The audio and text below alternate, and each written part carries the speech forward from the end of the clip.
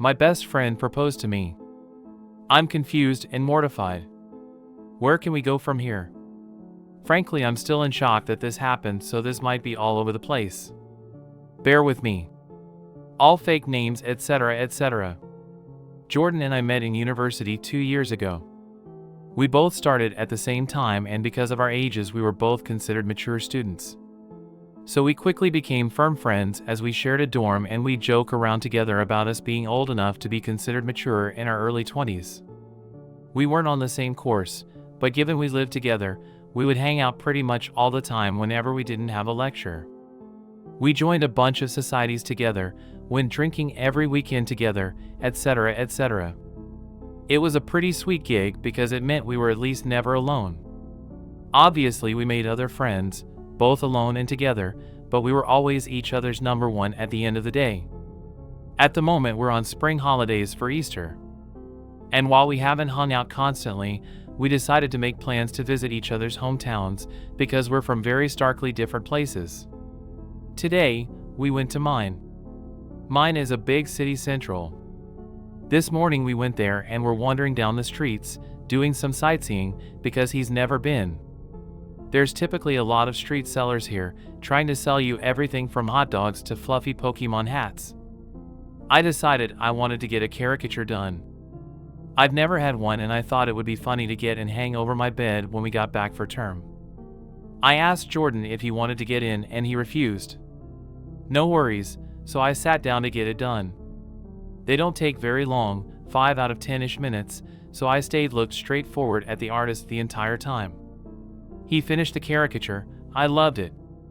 So obviously, I turned to show it properly to Jordan.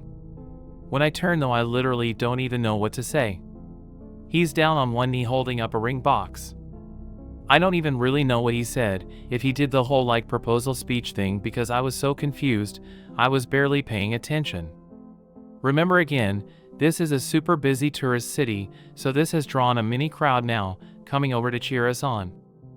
I couldn't help but burst into laughter. To be honest, I thought this was some kind of odd prank type thing. We never have been prankster types or whatever, but I couldn't come up with a reasonable explanation. So I just laughed and laughed and laughed. Until I looked at Jordan and he looked genuinely heartbroken. So obviously, I asked him something along the lines of, "You're not being serious?" This is the only thing I remember him saying.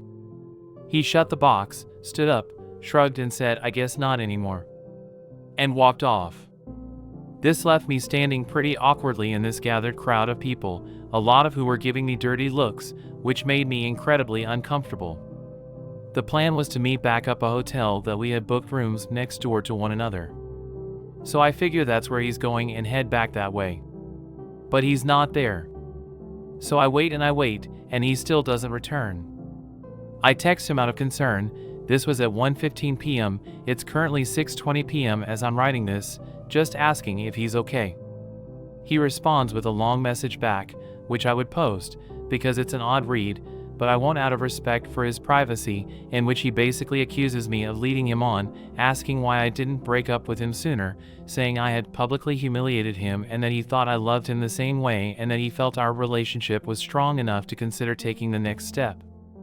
Now this is completely out of left field. I literally have got no idea where in the world he's got this idea from. The closest we'd ever physically been is a hug, hello, and goodbye. I'd never even jokingly flirted with him, for exactly this reason.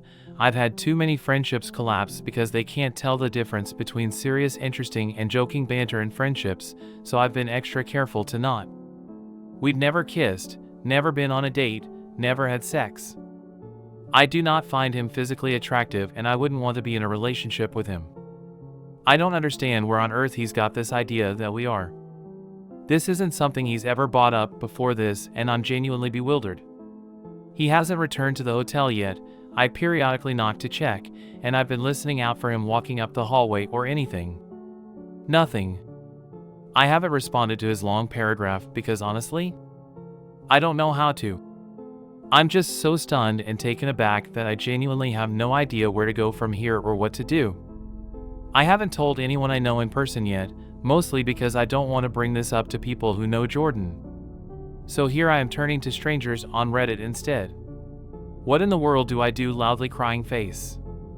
TLDR, my best friend of 2 years seems to think we're in a relationship and decided to publicly propose to me. I have no idea what to do. Update, next day. Hey, I'm not dead. I'm back at my parents' house at the moment and I'll be staying here until school picks back up in a bit instead of traveling around. It's nice to be home anyways. Update TLDR, Jordan and I spoke. He didn't explain where he got the idea we were in a relationship from, and he doubled down on the proposal idea, saying I should have loved it. Apparently he's dropping out of university. Update, Jordan did in fact not come back to the hotel.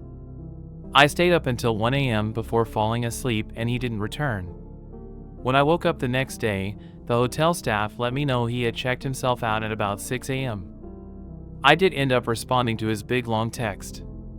I took everyone's advice and told him that I was sorry it didn't go as he had expected, but that I wasn't sure where he got the impression we were together. I said I'd be happy to sit and have a discussion about it all so we could make sure we're on the same page. He was not happy about this at all. And he again went off with a bunch of the same type of thing he'd said in his first message. It didn't really seem to be going through his head at all. Even in these new texts he kept referring to this all as me breaking up with him, despite me explicitly telling him we're not and never have. Again, all his messages were very clear and coherent, even if what he was saying was not based in reality at all. He wasn't sending paragraphs, just sentences in really quick succession, which was blowing my phone up. He told me he didn't want to meet up with me to talk because I had ripped out his heart and crushed it in public. I did ask him for specific instances he could recall between us that made him think we were dating, but he completely ignored the question and just kept going on and on about how hurt he was that I was breaking up with him and how he felt his world was ending. He said he loved me more than anything and had felt so confident that I had too, which is why he felt so certain about proposing to move our relationship along. Eventually, to be honest, I grew pretty tired of the conversation and stopped responding because it was just going around and around in circles. Me asking where he got this idea, him ignoring this and telling me how hurt he is on breaking up with him over this, etc., etc. He went on and on saying he thought it would be a ring I like because it was my favorite gem, ruby, instead of diamond. It's got me wondering how much he actually spent on this damn thing. I didn't look very clearly at the ring, so I couldn't tell if it was something super expensive or not, and that he had been working up the courage to do so for a while and figured doing it when I was at home would make it more special. For a while, he was just talking to himself in my texts because I wasn't responding anymore. When I checked back about 20 minutes later, I had something like 60 messages from him. Granted, they were all one sentences. At the very end, he apologized and told me that it didn't matter anyway because I wouldn't see him around anymore. Obviously, I was concerned, so I asked for clarification. He said that he was going to drop out of university and go back home because he couldn't deal with the shame. That's where our conversation ended. I didn't really know what to respond to that. As it stands now, I don't really know where Jordan is. I didn't ask him, which is my bad. I'm not sure if / when we will talk again. I'm sorry, this is quite a boring update. Unfortunately, I can't excite everyone with it, and then he turned up at my door, and then he sent me flowers, or whatever. It feels a lot is unanswered. I still don't know where he got the idea we were saying from, he hasn't explained that. So I'm sorry I can't give everyone that answer. I haven't reached out to his family yet. I did consider it, but if he's not having a mental health crisis, I don't really want to involve them unnecessarily. Update 2. So adding on, a lot of people said I should ask our mutual friends if he's ever brought this up before. Ever suggested we were dating, etc. All of the people I've asked, granted it was only 5, said that they'd not got a clue and he's never mentioned it before now. I don't know then if this is something that he's newly started thinking, if it's been something long-term, etc. Either way, in addition, I've also screenshotted all of his texts, etc., just in case. Reading back on them not with a slightly less confused mindset, they read pretty manic. Still haven't heard back from his mom just yet. Update 2. Hey, it's me again. Still doing okay and hoping this will be the last update I need to make. Granted, I thought the last one would be the last. I did say I wasn't going to make another update unless something significant happened. That's why it's been a week, so I'm sorry for the silence.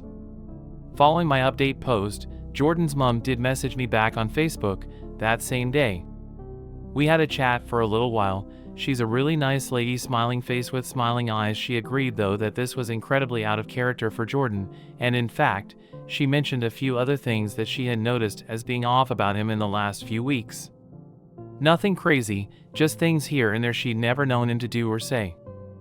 I spoke with her at length about Jordan's mental health and potential psychosis, and she told me that there is a history of mental illness on his dad's side, including a paternal uncle's suicide, but that she doesn't know all that much about it because they'd not spoken to one another in quite a long while.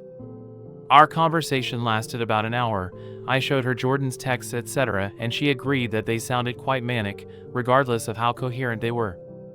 A lot of people also asked if he had told our mutual friends and acquaintances that we were dating. I did message our mutual friends, our dorm mates, etc., and they all basically said they got no idea what I'm talking about.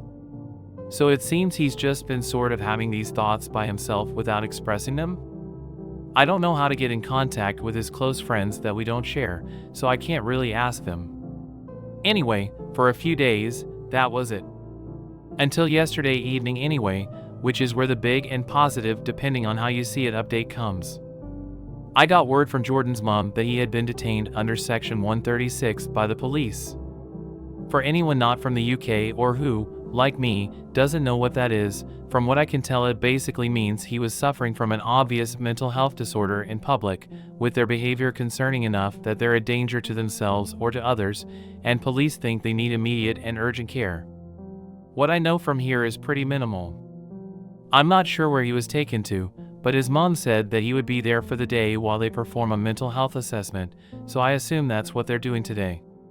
She said that essentially he had been out in the streets yelling about things, she didn't specify what, and intimidating other people on the street. He was throwing things around and generally just causing a lot of issue. Police got called because people thought that he was drunk. They established he wasn't, not sure if that's just from how he was acting, breathalyzer, etc. I honestly don't really know how it works, and that's all I know. His mom and I again had a chat, and we sort of assumed that mental health/psychosis is likely right. The rejection of the proposal probably set him into a spiral of getting worse in the last few days, bringing us to where we are right now. I do feel pretty awful about that. I'm doing my best not to blame myself, but it's hard not to feel like I caused it. Either way, he is currently with police/mental health professionals, etc., likely being assessed. I don't know how the system works, so I'm not sure what will happen beyond this point. If someone with more knowledge wants to chime in, please do. I'm hopeful though that this will mean Jordan will be able to get some help for whatever it is he is currently dealing with.